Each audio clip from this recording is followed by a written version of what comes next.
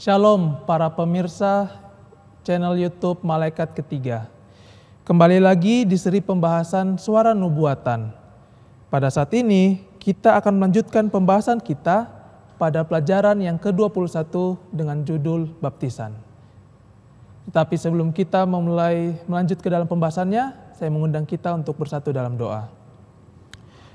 Ya Tuhan Allah Bapa kami yang bertata dalam kerajaan surga, kami berterima kasih mengucap syukur kepada Engkau Tuhan atas waktu yang telah Engkau berikan kepada kami supaya kami boleh mempelajari lebih dalam lagi tentang firman-Mu. Kami rindu kiranya kuasa Roh Kudus Tuhan boleh ada di dalam hati kami masing-masing dan boleh mengartikan firman ini kepada kami sehingga kami boleh praktekkan di dalam kehidupan kami sehari-hari. Di dalam nama Tuhan Yesus kami telah berdoa dan mengucap syukur. Amin.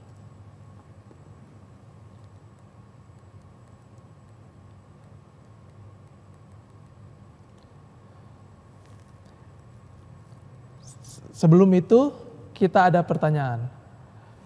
Apakah sebenarnya baptisan itu? Apakah baptisan diperlukan dalam hubungan dengan keselamatan manusia? Siapakah yang perlu dibaptis?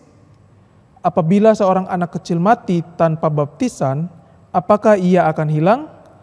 Saudara-saudara, ini adalah beberapa pertanyaan yang sering ditanyakan oleh orang-orang sekitar pertanyaan tentang baptisan. Firman Tuhan di dalam Markus 16 ayat 15 dan 16, lalu ia berkata kepada mereka, "Pergilah ke seluruh dunia, beritakanlah Injil kepada segala makhluk. Siapa yang percaya dan dibaptis akan diselamatkan, tetapi siapa yang tidak percaya akan dihukum." Ayat ini mau menegaskan kepada kita betapa pentingnya baptisan di dalam kehidupan kita dan juga bahwa kita harus mengetahui apa arti baptisan itu menurut kehendak Allah. Karena pada saat ini banyak sekali tafsiran manusia mengenai baptisan ini dan tafsiran itu berdasarkan pemikiran manusia itu sendiri. Tetapi seperti yang kita tahu, hanya Alkitab sajalah yang berhak memberitahukan apa yang benar. Di dalam Roma 6 ayat 3-5 firman Tuhan, "Atau tidak tahukah kamu bahwa kita semua yang telah dibaptis dalam Kristus telah dibaptis dalam kematiannya? Dengan demikian kita telah dikuburkan bersama-sama dengan Dia oleh baptisan dalam kematian, supaya sama seperti Kristus telah dibangkitkan dari antara orang mati oleh kemuliaan Bapa, demikian juga kita akan hidup dalam hidup yang baru. Sebab jika kita telah menjadi satu dengan apa yang sama dengan kematiannya, kita juga akan menjadi satu dengan apa yang sama dengan kebangkitannya." Jadi, cara satu-satunya untuk kita dapat memasuki hidup yang baru bersama Yesus adalah melalui jalan kematian dan juga kelahiran yang baru dalam arti rohani. Maksudnya adalah kematian dari segala sifat kehidupan kita yang lama dan kelahiran dalam segala sifat dari kehidupan yang baru. Dan kedua proses ini dinyatakan melalui upacara baptisan.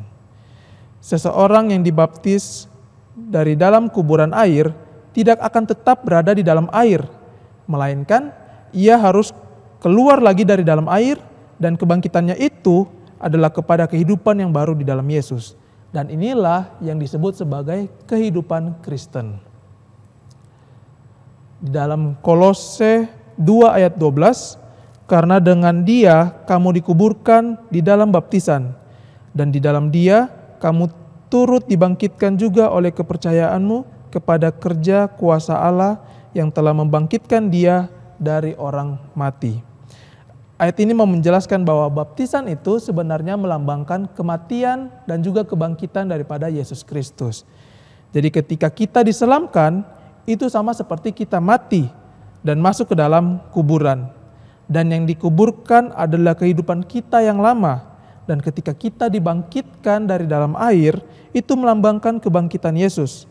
Artinya kita meninggalkan kehidupan kita yang lama dan sebagai gantinya kita menerima hidup yang baru, yaitu hidup di dalam Tuhan Yesus Kristus. Yesus berkata bahwa baptisan ini sangat penting dan bersifat bagi keselamatan seseorang. Karena firman-Nya di dalam Yohanes 3 ayat 5. Jawab Yesus, "Aku berkata kepadamu, sesungguhnya jika seorang tidak dilahirkan dari air dan roh, ia tidak dapat masuk ke dalam kerajaan Allah." Bagaimanakah baptisan itu dilaksanakan? Saudara-saudara, banyak orang yang mengakui tentang betapa pentingnya baptisan di dalam hidup mereka. Tetapi banyak juga yang bertanya, bagaimanakah sebenarnya baptisan itu dilaksanakan? Apakah baptisan itu dilaksanakan dengan cara dipercikan? Atau apakah di bawah kibaran bendera? Apakah harus masuk ke dalam air? Seperti yang sudah kita bahas sebelumnya, baptisan itu melambangkan kematian dan kebangkitan kembali. Dan kematian ini sama halnya dengan penguburan. Dan dalam hal ini, kata baptis berarti dimasukkan ke dalam air, kemudian dikeluarkan kembali. Yohanes 3 ayat 3-5. Yesus menjawab katanya, "Aku berkata kepadamu, sesungguhnya jika seseorang tidak dilahirkan kembali, ia tidak dapat melihat kerajaan Allah." Kata Nikodemus kepadanya, "Bagaimanakah mungkin seorang dilahirkan kalau ia sudah tua? Dapatkah ia masuk kembali ke dalam rahim ibunya dan dilahirkan kembali?" Jawab Yesus, "Aku berkata kepadamu, sesungguhnya jika seorang tidak dilahirkan dari air dan roh, ia tidak dapat masuk ke dalam kerajaan Allah." Jadi sebagaimana dalam Yohanes 3 ayat 3-5 mengatakan bahwa baptisan ini adalah tanda berakhirnya suatu kehidupan. Hal ini berarti bahwa bagi orang yang berdosa, berakhirlah cara kehidupannya yang berdosa itu ketika dia dibaptiskan. Di dalam Alkitab dinyatakan bahwa tidak banyak cara dalam melaksanakan upacara baptisan. Di dalam Efesus 4 ayat 5, satu Tuhan, satu iman, satu baptisan. Saudara-saudara, Yesus adalah teladan kita dalam segala sesuatu. Dan Yesus telah menunjukkan cara baptisan yang sebenarnya. Di dalam Matius 3 ayat 13 dan 16, "Maka datanglah Yesus dari Galilea ke sungai Yordan kepada Yohanes untuk dibaptis olehnya. Sesudah dibaptis, Yesus segera keluar dari air dan pada waktu itu juga langit terbuka dan ia melihat Roh Allah seperti burung merpati turun ke atasnya." Jadi dengan demikian dijelaskan bahwa baptisan itu sebenarnya yaitu masuk ke dalam air dan kemudian keluar dari dalam air juga. Karena hanya dengan baptisan seperti inilah memberikan arti yang sesungguhnya dari baptisan itu, yaitu melambangkan kematian, penguburan, dan kebangkitan Kristus. Jadi apapun alasannya, cara baptisan yang lain selain yang disebutkan oleh ayat ini tidaklah sesuai dengan ajaran kitab suci.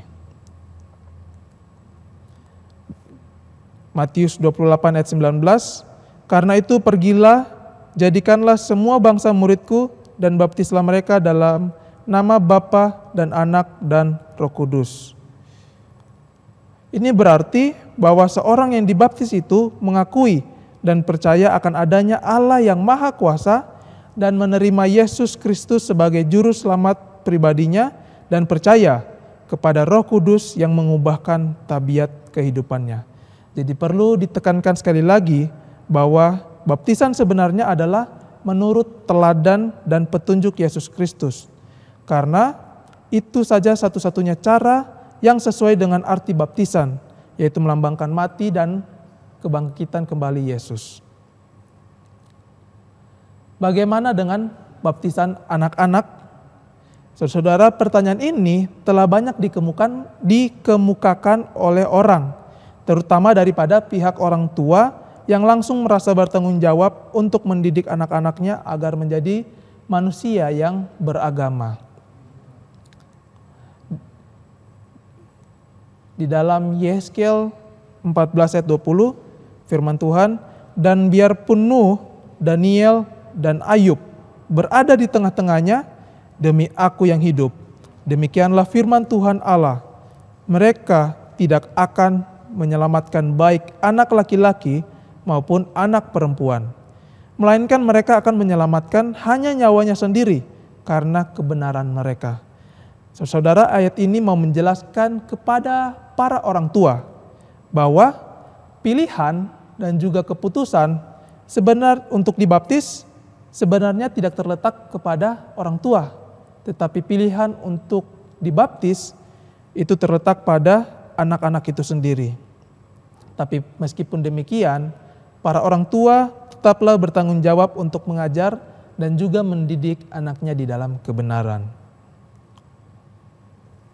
Baptisan adalah bagi mereka yang percaya dan dengan pilihan sendiri menerima Yesus Kristus sebagai juru selamat pribadinya. Apakah pentingnya baptisan itu? Ada orang yang bertanya, bagaimanakah dengan seorang pencuri di kayu salib yang tidak pernah dibaptis tetapi mendapat tempat dalam kerajaan Tuhan? Memang dalam kitab suci kita akan mendapati pengertian adanya baptisan Roh Suci, yaitu yang terjadi secara tidak kelihatan. Tapi bagi seseorang yang bertobat dan kemudian pertobatan itu nyata dalam kehidupannya, itu adalah baptisan air.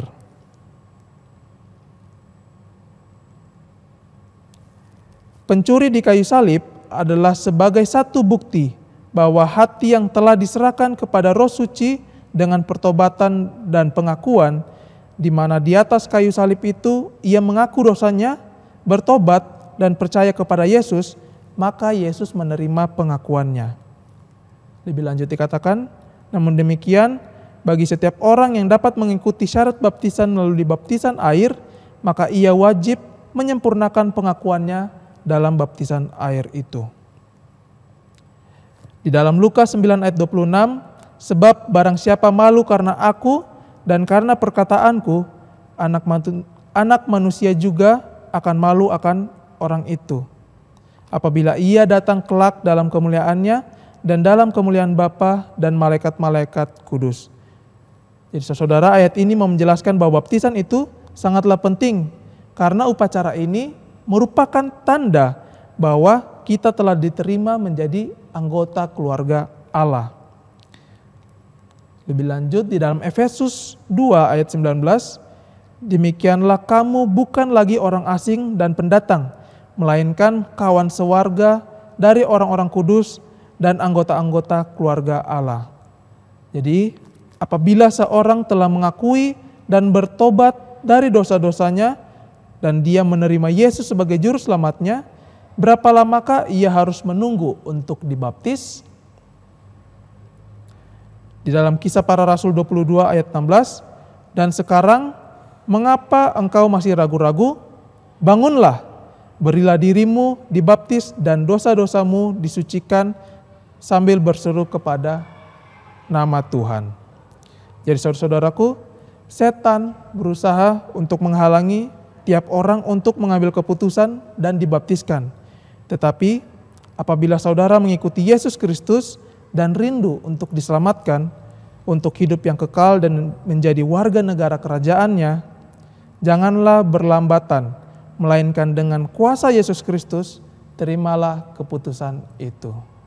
Saya bawa dalam nama Yesus.